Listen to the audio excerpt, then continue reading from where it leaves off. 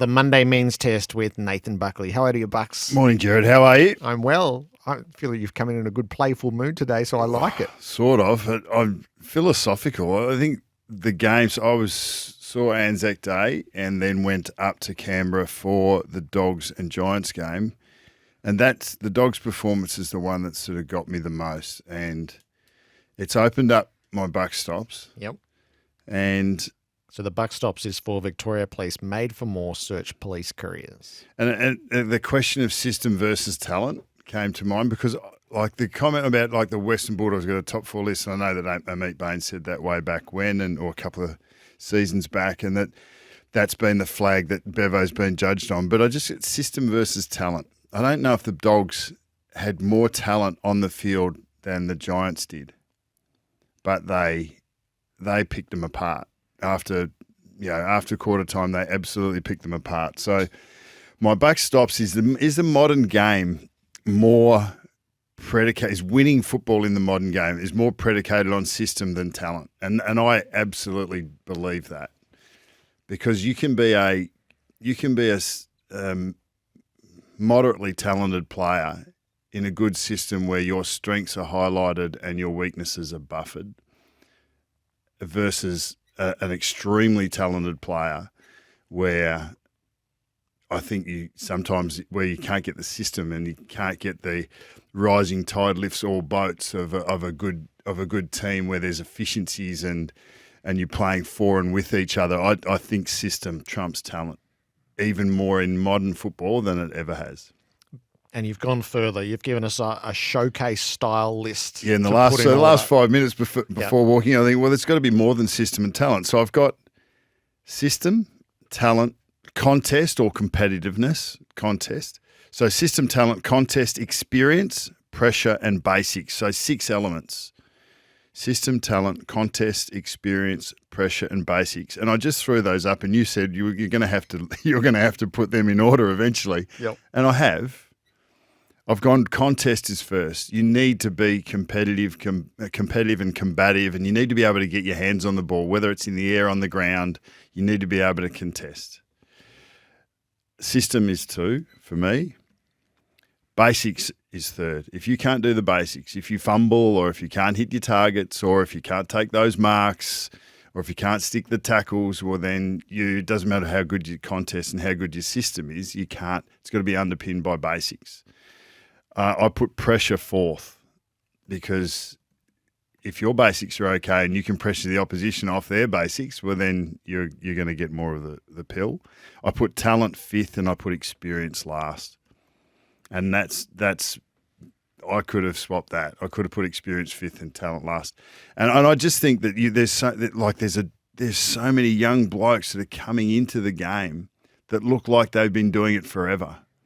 And maybe Harry Sheezel was an example. Like, he's got absolute talent. He's got absolute basics. He's got competitiveness and contest. I think he knows the system, but the system isn't great at the moment, and we're not seeing him pop. So I think talent can be squashed in a poor system, and it can be elevated in a good system. And we're seeing that in teams at the moment, I think. Yes, as you could extrapolate this across a whole set of games from the weekend. Contest, system, basics, which is Collingwood, isn't it? 4 pressure, 5 talent, 6 experience. Hard to achieve anything with a deficit of talent, but be interested so those 6. What would our listeners think? Because I dare say you could have a debate on this for hours. Like, this is a topic that Dwayne could go on. Yes, yeah. On Midday Madness for quite a while, because it's you could argue it many different ways, and that's the beauty of our game. That it does take so many variables that come together to give you a chance to perform at your best, which gives you a chance to beat the opposition. You've got it, and it's in that order. You're not just, winning is a product. It's an outcome of all the things, and we'll get to Ross later, but he obviously wasn't happy with the system and the process and the basics that was happening for the Saints in the first quarter. The Nathan Buckley blueprint: 1 contest, 2 system, 3 basics, 4 pressure, 5 talent, 6 experience. The buck stops. Looking for a career that gives you more? Search Police Careers. Victoria Police, made for more. 0433 98 11 16 is the 40 Winks temper text. The difference is temper, to play along through the means test. The big issue, I feel like it has to be Carlton, the return of the Blues. 2 doses of Pollyanna. In fact, Pollyanna might have been invented for Carlton right back at the start. And we saw some of that come to fruition yesterday. What did you think of the Blues? Well, I thought they were amazing. And if you look at what we've just, I thought their contest and their pressure was the thing that really elevated them. I believe that the Pollyanna aspect of us is probably working against the groundswell of opinion that takes place in our game. You were talking about re-signing and letting go coaches. We would do it at a whim. But that's what we see. Is we see a poor performance and then everyone loads on. There's opinion on why that happened, on opinion. Before you know it, you've forgotten. You don't see the forest for the trees. So I think the fact is that Carlton were always going to find their mojo at some point. Yeah, they've lost a couple of players and they've had players in and out, but their midfield was up and going. I think Sam Walsh is their most important player. I mean, they've got Cripps and TDK who have played really well. Obviously, when Curnow and Mackay are at the front, they look different. But for me, Walsh is the player that gets them from the inside to the outside through the midfield quicker and more efficiently. He's the player that assists in their offense being sharp and fast, and they have been moving the ball from back 50 to forward 50 really well. And he's the player that can actually gets back to help the defence, but he can also get forward and score. So I think his first quarter and a half was off the charts, and it really did set Carlton alight and into the contest.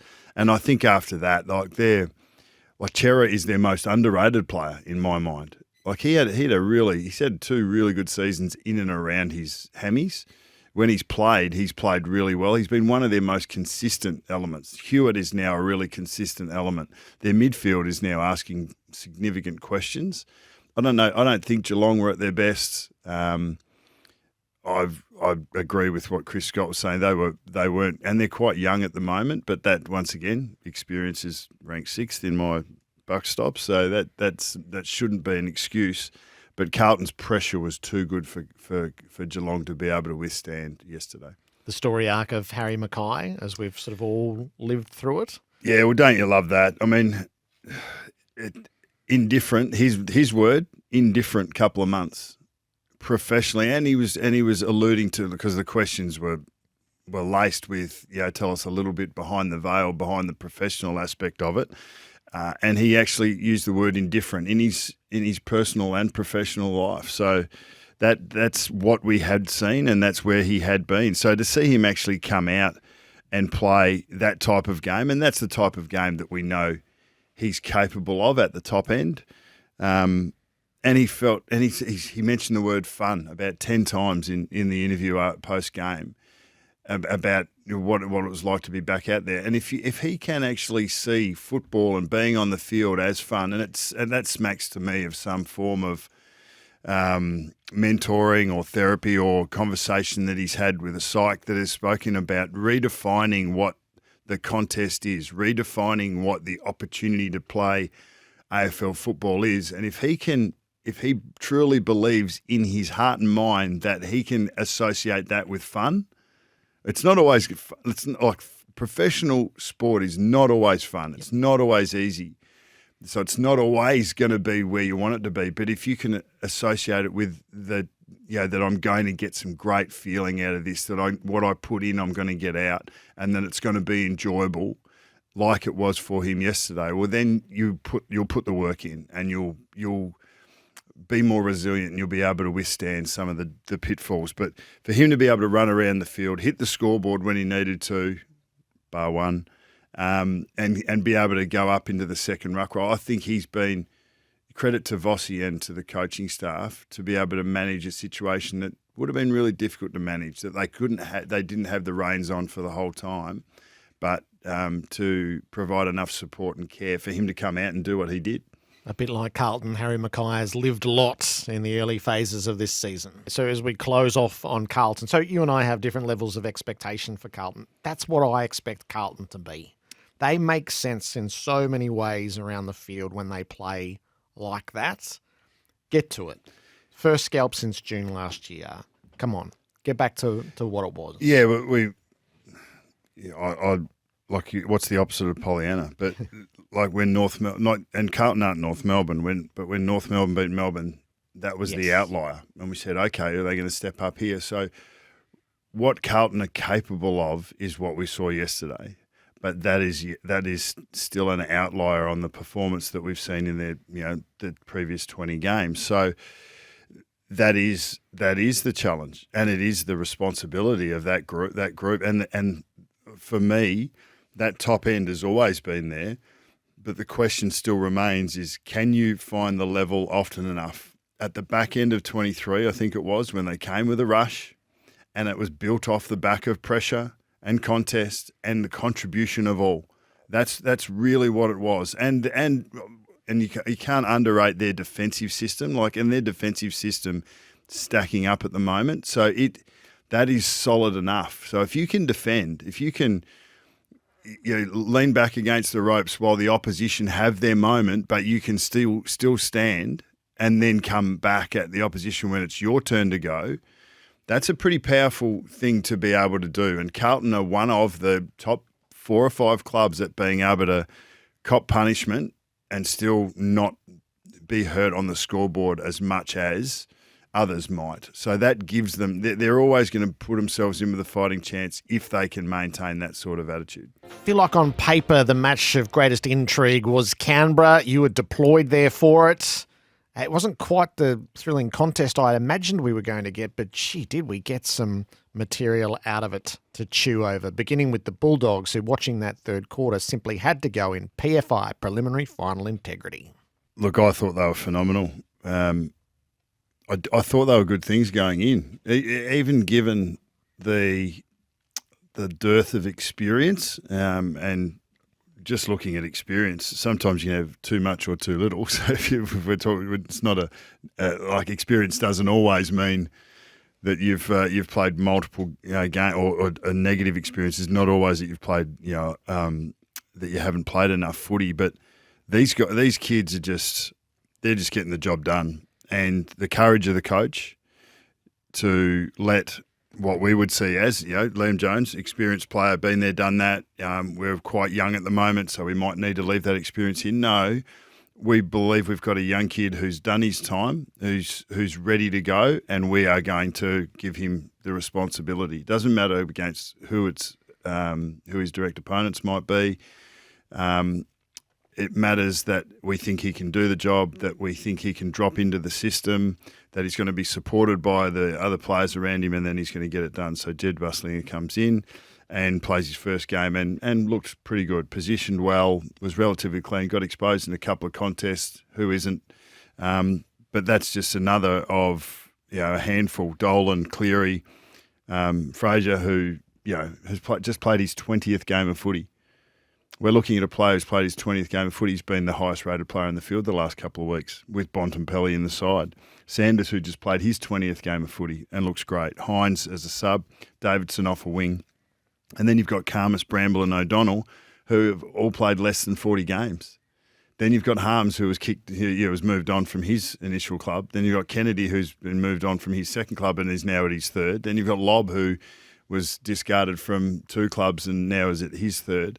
And they're cobbled together to look like this really strong, impenetrable defensive team that is really strong in contest and can now go forward and with hurt factor without 2 of their likely key forwards in Ugle-Hagan and Darcy for various reasons in front of the ball, and apparently missing players behind the ball that they need as well. So that was a triumph of system over anything that you want to throw out. And the Giants started well. The first 20 minutes, they were moving the ball really well. It looked like they couldn't condense or constrict the Giants' movement from the back half. They were too slick. They got out on the outside as forwards, and and there was a real question to be asked. But the team, the coaches, the players, they handled it with aplomb after quarter time, and it was a systematic dismantling of what we think is a side that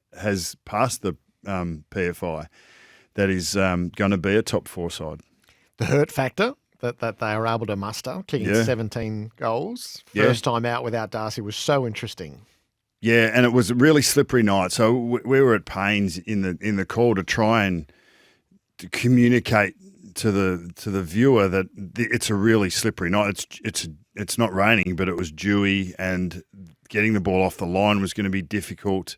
There was some plucks being taken, some really good marking that had been taken, so that probably didn't make it as obvious to the viewer, but they were just great marks because the ball handling was difficult. So the Dogs were able to settle into that better. They kicked 9 out of 10 goals. Like, they kicked the last goal going into half time, and they kicked 8 of the first 9 goals for the second half. It was an absolute dismantling. The Giants, on the other hand, they've been on their back foot too often, and they are a side that can absorb pressure and usually doesn't hurt them on the scoreboard. They're number 1 for defending their D50, scores against and goals. Number 1 quite clearly. But they're the 4th worst side at allowing teams into that zone. Only West Coast, Richmond and North are worse. So that eventually, and that was one of the reasons that I've got the slows on the Giants at the moment. If they're going to continually give away 58 inside 50s to an opposition, if you sort of play with fire, you're going to get burnt type philosophy, and the Dogs are the ones that got them on the weekend. So we'll come back through the Giants in a tick. So on what the Dogs are doing is, early in the season when we had a look where they were personnel-wise, where they were draw-wise, sort of put the mark in it. Could they get to 5-5 and then they would be right in the season? Or can they get to 6-4 and be right in the season? So for PFI, it's what's sustainable. Is what you're seeing in the Dogs through the first 7 rounds sustainable? Yes, it is.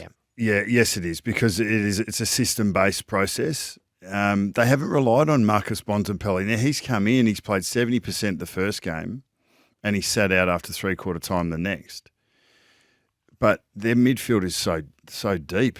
And like, so Harms is a frustrated midfielder who's playing forward. Kennedy's a frustrated midfielder who has to play forward at times and is hitting the scoreboard. Riley West is a frustrated midfielder who's been recast as a defensive, combative and competitive forward, who only had 5 touches and 3 goals at halfway through. I think it was 7 touches. But they've got a depth. You got Richards, Liberatore, Dale Johannesson, Cleary off the back, Williams off the back, runners. So they've got the small forwards that can put pressure on. They've got a really tough and tight, deep midfield. English is not a combative ruckman, but they've recast him in more of a transition player. I think it is absolutely sustainable, and look, I don't think they'll ever feel like they can cruise. So that's a pretty good place to be as well. And if you can rotate your players through and maintain that energy, and I thought that the way Bontempelli and Fraser spoke in the interview after the game was instructive. And Bont was going, we're just trying to be as good a team as we can, trying to fulfil our roles as well as we can. We're not relying on one or two, and for him to be saying that is great. They've got Port Adelaide next week. Then they got Gold Coast, Essendon, Geelong, Hawthorn. Look, there's no one that they can't beat if they can impose their game style on the opposition. They're going to have their moments where the opposition have momentum, but from what we've seen, they're pretty hard to beat, and that's a good start. And what do you think of those who are advancing the idea, well, that's it, is re-sign the coach now at 4-3? Well, I think like everyone else, you can fall into the negative narrative. And I think at times last year we sort of did, but in the back half of last year, the Dogs were excellent. Given the early stance on Dale, McRae, and Daniel, that the early rounds last year, there was the slows were on Bevo, and because they didn't win immediately, then the slows were there. But then towards the end of the year, you could see the side coming through, and Dale came back in and was in all Australian form. Daniel was in and out, McRae was in and out, but they've made calls on those players, and they haven't missed a beat. I think Bevo could ride his own ticket anywhere. I really do. I think that the Western Bulldogs have one of the premier coaches in the competition. It's evident. The only question was, did he have the locker room? And I don't think there's any question that he has the locker room. So if he has the locker room, and he can, from what I hear, can be abrasive at times, he can be pig-headed at times, and that's all qualities of an alpha male coach that needs to stand in front and say, nah, I'm gonna be stoic and stubborn, and we're doing it this way. That can that can rub people up the wrong way at times, but it's also something that really works when your backs are against the wall and when you need to stand up. So I don't think Bevo could have done any more. And the only question would be a level of tenure. And who's to say that tenure means that does that mean you need to change earlier because a bloke's been there longer? I don't think so. I think they've got one of the premier coaches in the competition, and if the Dogs don't sign him, he'll get a job next year elsewhere if he wanted it, and he might even be looking at that. The flip side is the Giants. The pressure index, I reckon, falls to them. It's such an interesting Sydney derby, which comes up now, given they're both on the skids a little bit. What's wrong in the Giants game to your eye? Well, it's mainly that field position. Like it just doesn't. If you predicate your offense on rebound, then you think you're okay. We're okay if the opposition surge it forward and get it to 50, 60 out from our, or even inside our defensive 50, because we've got Taylor and Buckley who are competitive animals. We've got Iden, who's a big beast who can play on multiple players. We've got Ash and Whitfield who can bounce off the back. But if you're 50 or 60 metres further away from your goal that often, it doesn't really matter how good your defence is. It doesn't matter how good your rebound offence is. And their forwards stay long. Like their forwards have got into the habit of trusting that, the ball's gone that way at a stoppage, but those guys defend it and they bounce it back to us. So Stringer, Hogan, Green, Riccardi, like Darcy Jones is a gun. He's not sitting on his heels. His job is to get back and support that bounce that comes back. But their deepest four, as forwards, they've got it's nearly like there's an entitlement. They're entitled for the ball to come back without me having to do any work, and it's partly the role. It's partly how they're coached, to lengthen out and to give space to the mids and backs to be able to bring the ball back to us. But I think the best sides, they still empty their forward line out, and they're prepared to get numbers back so that maybe you get the ball over the top rather than hitting up to it. But at the moment, I think their forwards are playing too long. There's too much onus on their ability to defend their back 50. And that might start around stoppage, and with too much focus on Tom Green as a contested ball player and not enough support for him in and under at contest and clearance.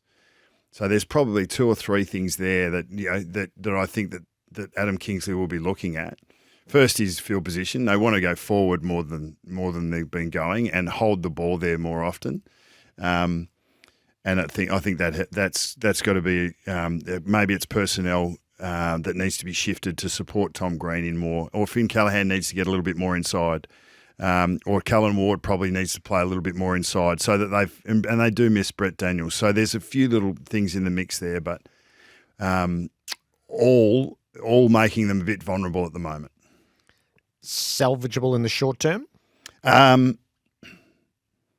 Yeah, I think that. Well, here I'm going to talk against myself. I think there's too much talent there for it not to be, and they have shown that when their system is up and going, they can be really damaging. So they're still one of the better defensive units in the competition. It's hard to score against them, so that will always give them a chance. But they need to get a little bit more. They can't be relying on clean ball use into a forward line to score. You need to be able to guts it out. It needs to be contest,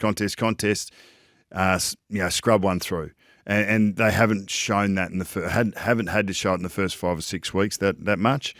So they just need to get their hands dirtier, I reckon, to be able to show their best and let their talent come to the fore. Right, a bit of pressure on the pressure index Yeah. for the Giants. The curiosity, Ross Lyon. Interesting that happened on the weekend after a week of debating the modern coaching methods. Adam Simpson says you've got 6 shots to fire across the course of a season. There was 1 shot fired there. 6. Yep. And Brenton Sanderson spoke about that, the old world personal abuse and that sort of thing. So what did you see in Ross Lyon? I can't see Ross.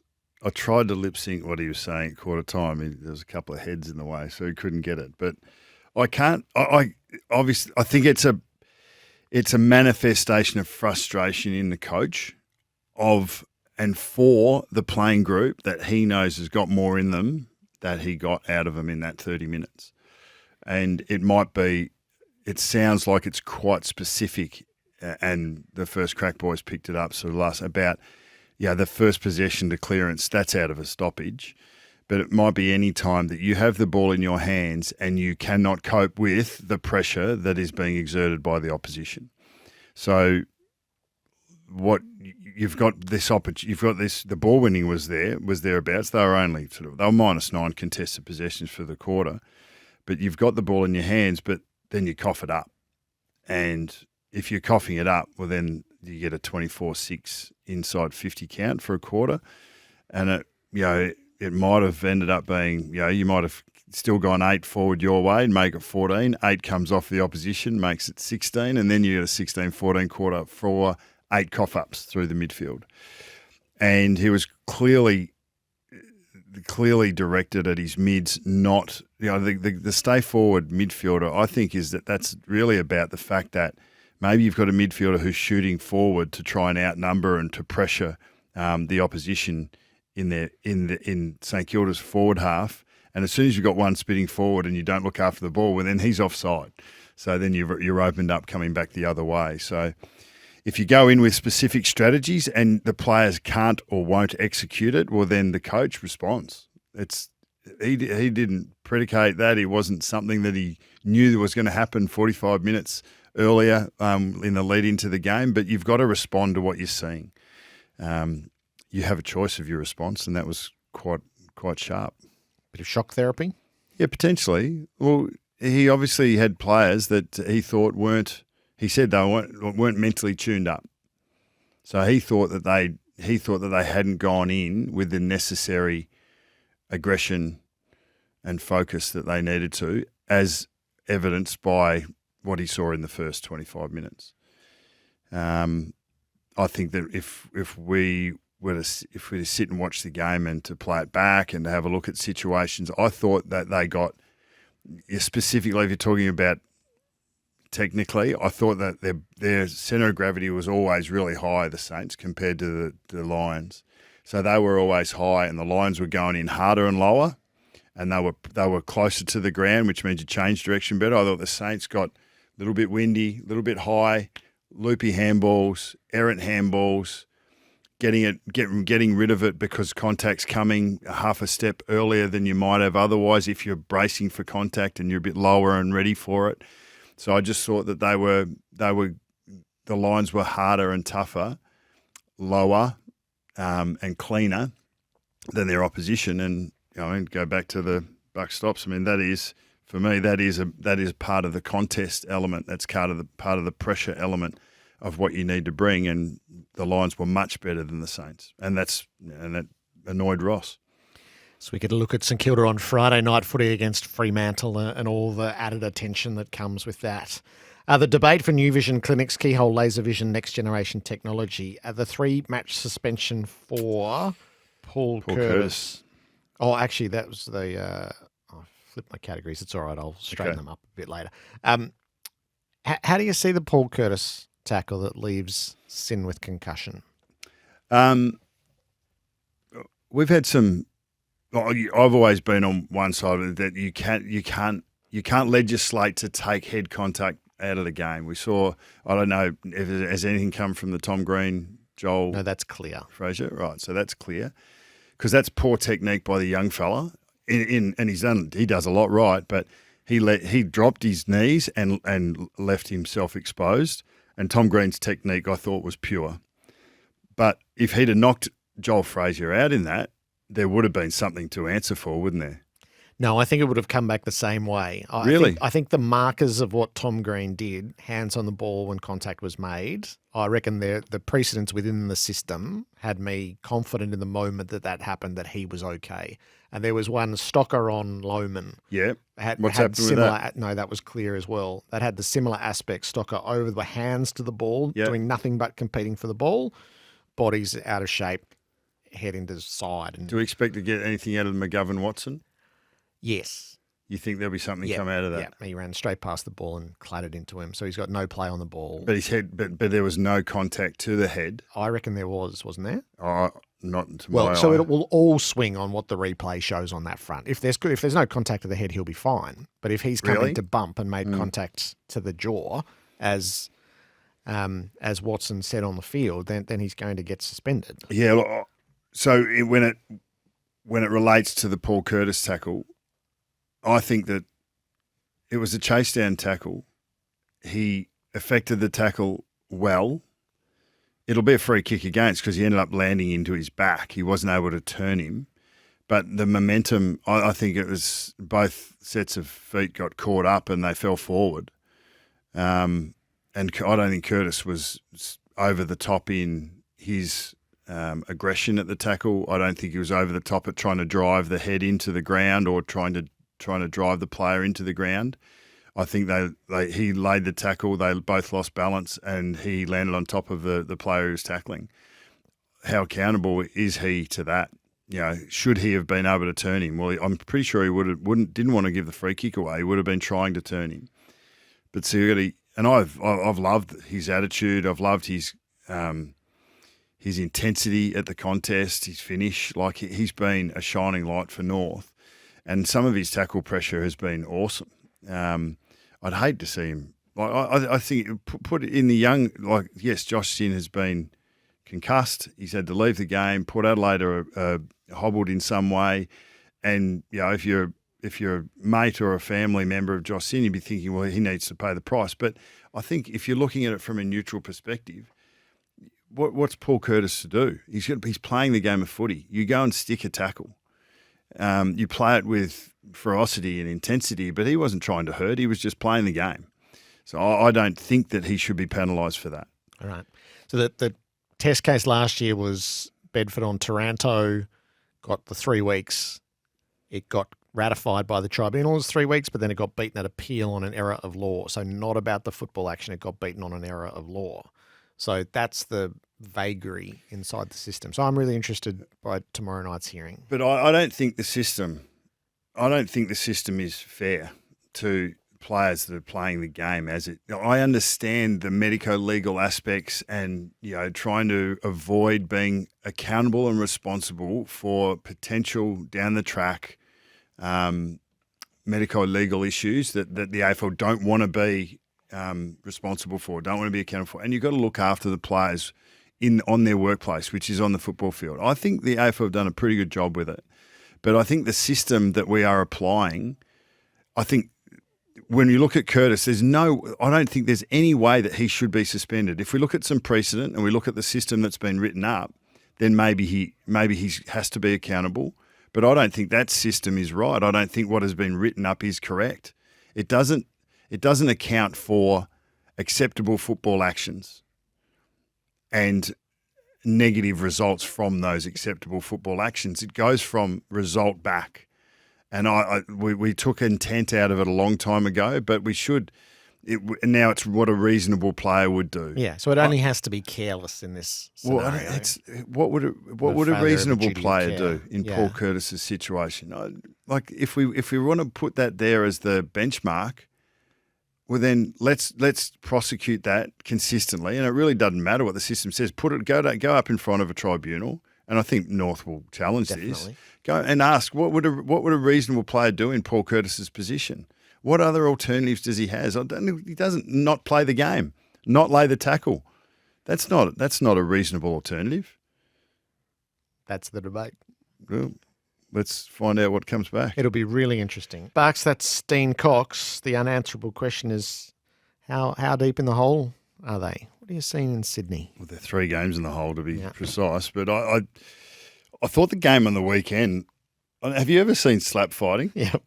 Like where you stand across from a desk and one person, man or woman, gets a chance to slap the other, and if you don't knock them out, it's coming back the other way. Well, that's what that game looked like. So Sydney had all the stoppage, all the clearance.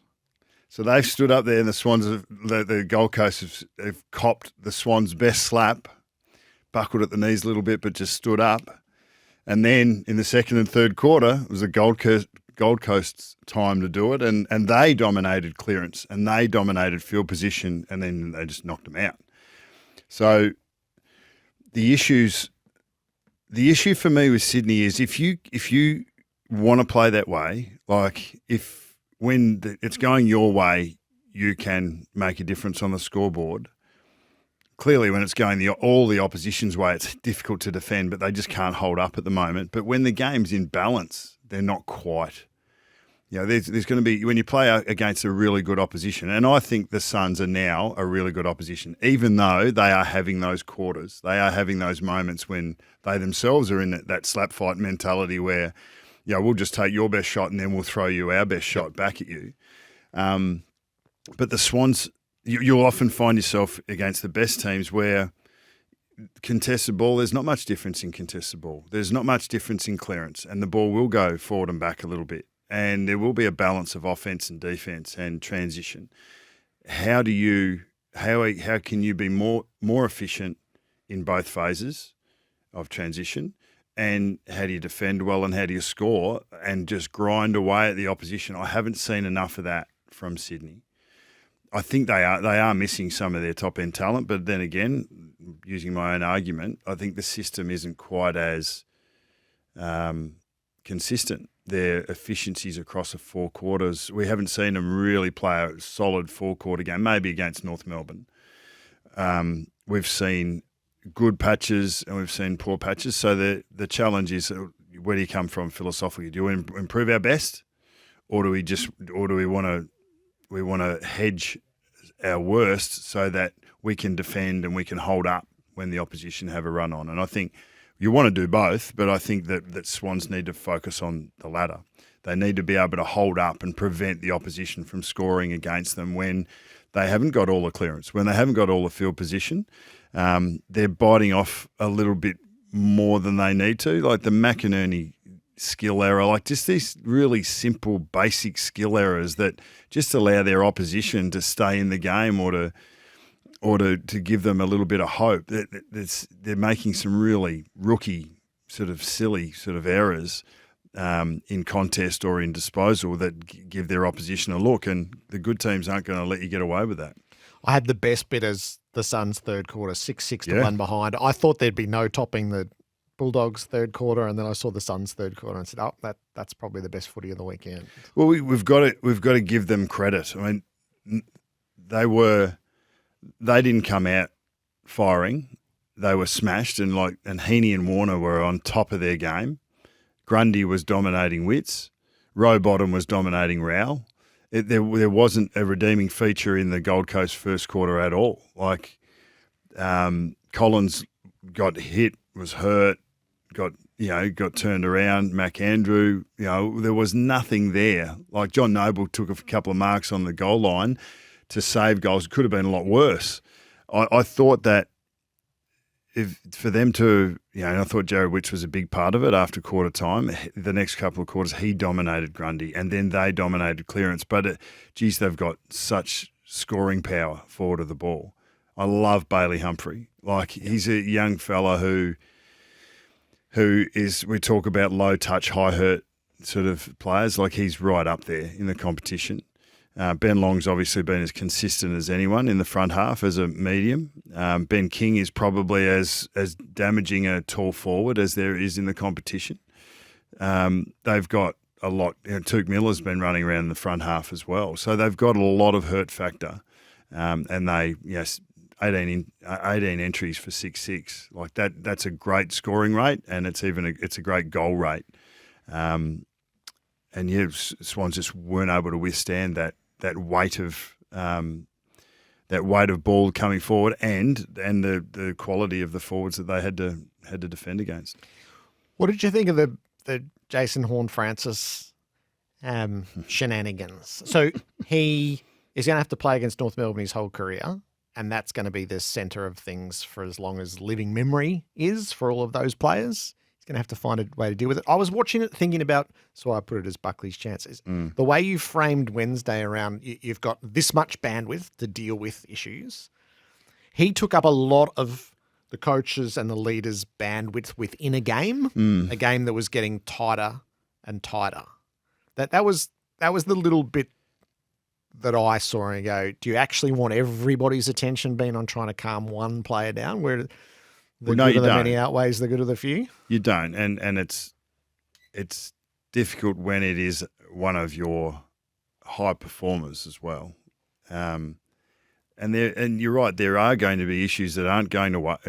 North Melbourne's going to be in the competition, and they may or may not get more competitive. They may not get more level in terms of their team, but North could have easily stolen that game. And had they stolen that game, then I reckon this looks in a completely different doesn't light. it? Yeah. Doesn't it just? Yeah, well, you see, so Ken Hinkley and Zach Butters sitting there saying, talk to us about Jason Horne-Francis and his lack of emotional regulation, regulating his aggression.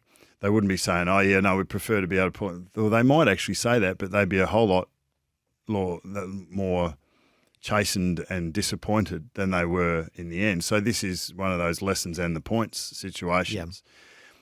Yeah. But I get the sense that when people are in that fight or flight or that reactive mode, it's done. Like it's on Jason Horne-Francis to be able to regulate his emotions and to be able to handle those moments.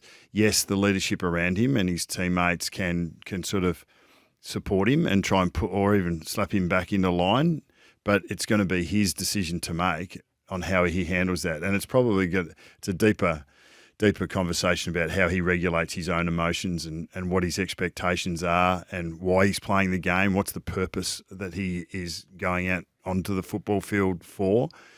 And I'd suggest that as he goes through his career, it'll be less about him and more about the team. And when it's more about the team, he'll be less triggered by those things that are external. And I know that from personal experience. They got that right. They got that wrong. Smarter-Lite, good for you, good for the planet. Smarter-Lite environmental exit signs. The return of Steel Side Bottom as a pure mid was a storyline I didn't see coming, and yet it is spectacular. And it culminates with an Anzac medal 9 years past his previous. Yeah, he's in great form still. I mean, if you talk about football knowledge, nous, fitness, skills, basics, talent, he's a perfect mix. He was at halfback at the beginning of last year, or so he went to halfback to sort of spark him up, and then he was one of Collingwood's best through the second half of the year. And yeah, he's playing as good a footy as ever, and it's hard to sort of go away from your favourites. He's always been one of my favourites. Nice. And I did vote for him on the weekend, but so did everyone else. They got that wrong. 80% less energy and carbon usage, battery-free, always compliant, huge savings, Smarter-Lite environmental exit signs. Adelaide didn't read the signs going into Fremantle. We all knew what had been going on during the week. Coach stops training. They're at an absolute heightened arousal level. The game is their big game outside of Derby.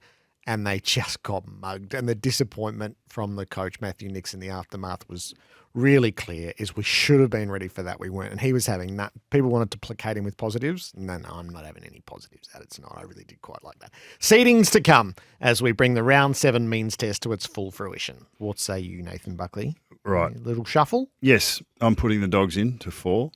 And I think that they're probably as dependable as any team. They have their game in great order.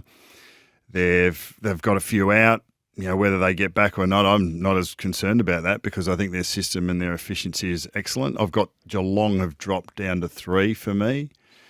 I've got Brisbane at 2 and I've got Collingwood at 1. So not a lot of shuffling there. I mean, I'm enjoying Carlton's form, but that game against Geelong will be against Adelaide next week will be instructive. They're only one game from 5th.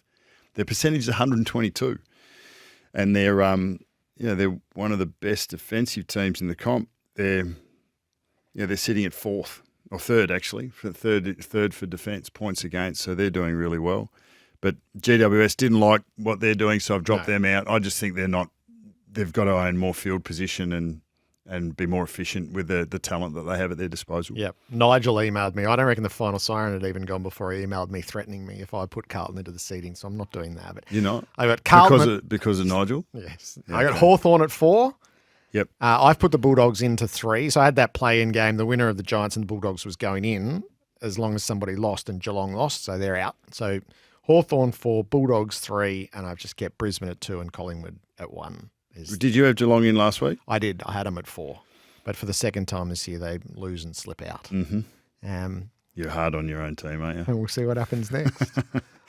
Yeah, so the 4 and 3 teams are so interesting. Well, they are. We might have a play with that on Wednesday, I reckon. Well, we're talking about coaching stocks with Bevo. I mean, where do Vossi and Goody sit now? Like they've had a good 3-week patch, both of them. So, like I just think that we, if we're going to jump to conclusions, positive or negative, we're going to be jumping back in good time.